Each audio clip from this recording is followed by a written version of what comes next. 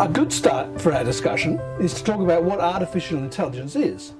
If you go to Wikipedia, there's a very long, complex paragraph about what artificial intelligence is. And if you go to some of the major thought leaders on artificial intelligence in the organisation and artificial intelligence in general, again, you'll find long, complex statements. We believe that artificial intelligence is quite simple. All it is machines behaving intelligently.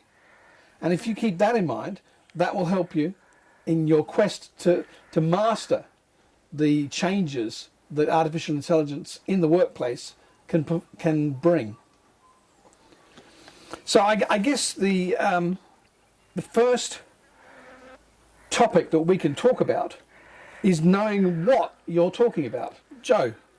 Yeah, I think a good piece of advice is to not panic. Really, as Lee said, it's here. It's not all that frightening. If you know what you're talking about and can put things in what we as communicators do, and they is putting things into plain English. So get familiar with the AI technologies, the who, why, how, when and where, and of course how much, what's happening there. But also think about it from a couple of perspectives.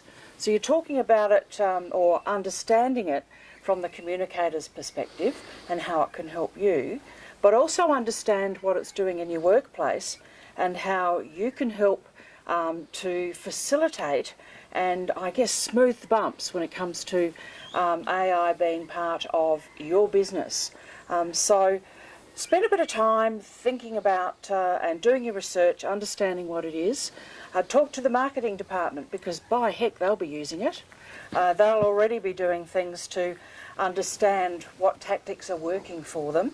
Revenue indicators, spotting brand indicators, analytics, tools such as Facebook Analytics, Facebook Messenger, all those sorts of things are data-based and machine-based. So get to know what's out there, how your organisation's using it, how they intend to use it, and you'll be able to cut through that and help your leadership team, help your employees, help the comms department, help the HR department, just help make it happen. Mm-hmm. Yeah. Indeed, indeed. So, how do you go about building up your relationship with HR and IT and marketing? How do you strengthen those bonds? You probably should already have started to build those relationships. That's what we communicators do. Yep. I used to describe myself as the corporate busybody because you do need to know what's going on. And you do need to know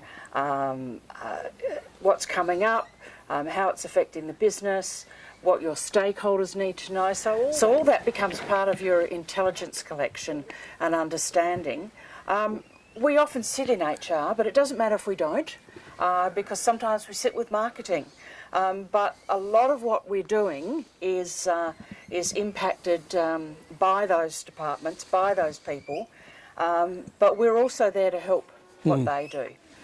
So that's, I think, getting to know them is part of how we can bring the employees along, how we can impact the leadership team, be part of that whole decision-making process, but also making sure that communicating and engagement is timely and is effective. So that's what I'd suggest. Okay, excellent.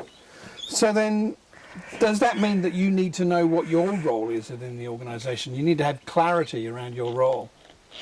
Yeah, you do. I think that's probably part of what you do as a good communications department or communication manager is to establish where your role sits. And you would certainly hope that it sits at a level where you can influence what happens, particularly when it comes to things like the take-up of AI, where that might impact on employees in terms of retrenchments, in terms of the roles that they are playing.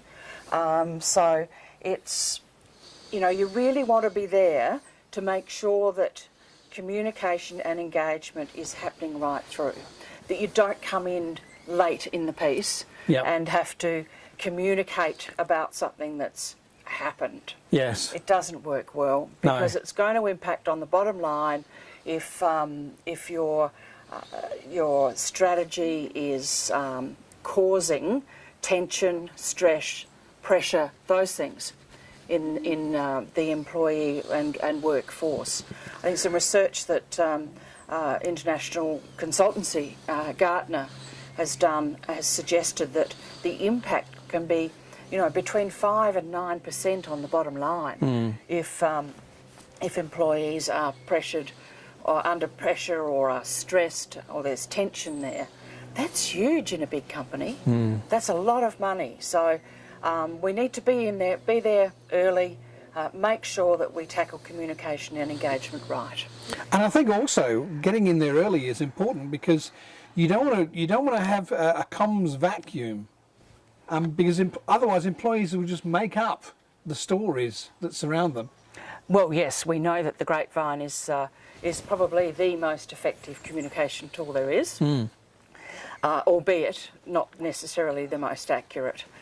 So, of course, a well-planned strategy based on meeting a business need and leading and directing how we go about our communication is what we're looking for.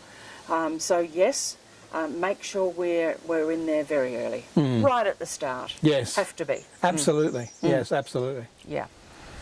So then your influencers and your ambassadors, your advocates, your followers, how do you go about identifying them? I think that comes in lots of ways. Often you can just see it. You can see the people that are the influencers, who are the advocates, who show interest in communication. But you might want to pull together a bit of a mixture of people from across the organisation. Quite often we'll have some sort of advisory committee, but it'll be all management level.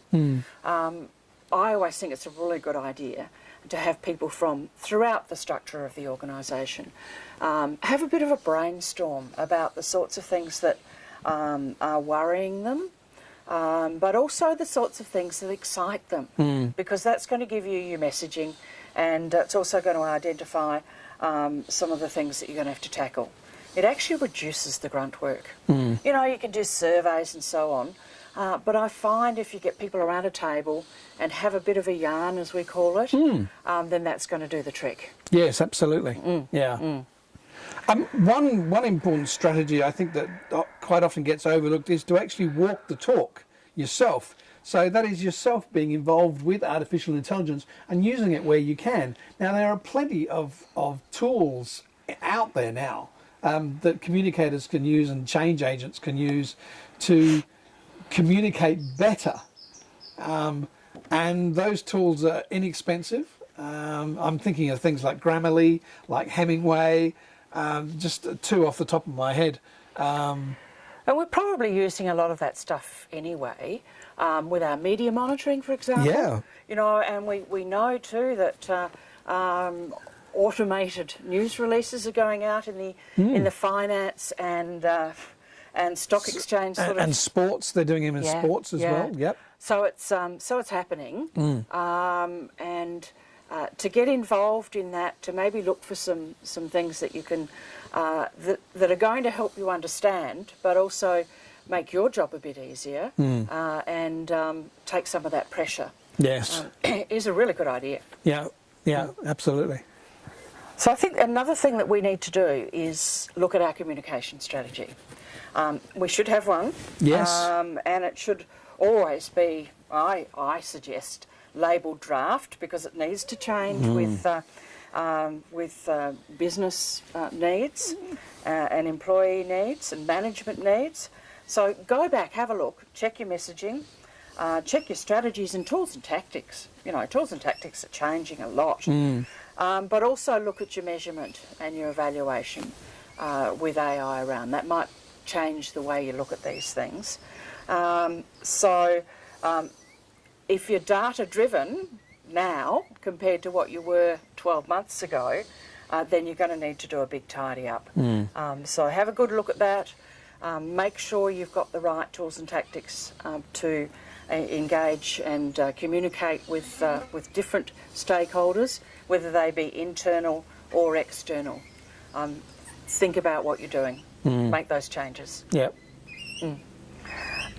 Being thoughtful in your communications is so important. It doesn't matter whether we're talking AI or anything really. I mean, one of the things about AI is that there are a couple of things that are not going to change, and that's that we still need humans for creativity, and in the case of communicators, for keeping an eye on the ethics and the transparency of things. It's going to be part of what we do, but also be thoughtful about the impact that AI is going to have on an organisation and on people. It's about for people. Mostly it's going to be for the better. You know, a lot of that hack work will be out the window. Yes. And we'll be able to do more of that creative stuff. Yes, absolutely. More thinking, but you know, it shouldn't replace relationships. Work hard on keeping those relationships happening. Yes. Yes, I totally agree. So what we've talked about as it relates to the checklist for communicators in an AI world, that's available on our website, download for free. Yep. Have another listen to what we've talked about, ask us some questions, send them in or give us a call and we can sit down and talk to you. We offer workshops, one-on-ones, mentoring, whatever you like. We want to make sure that your organisation and your people can get through this move into the fourth industrial revolution really well.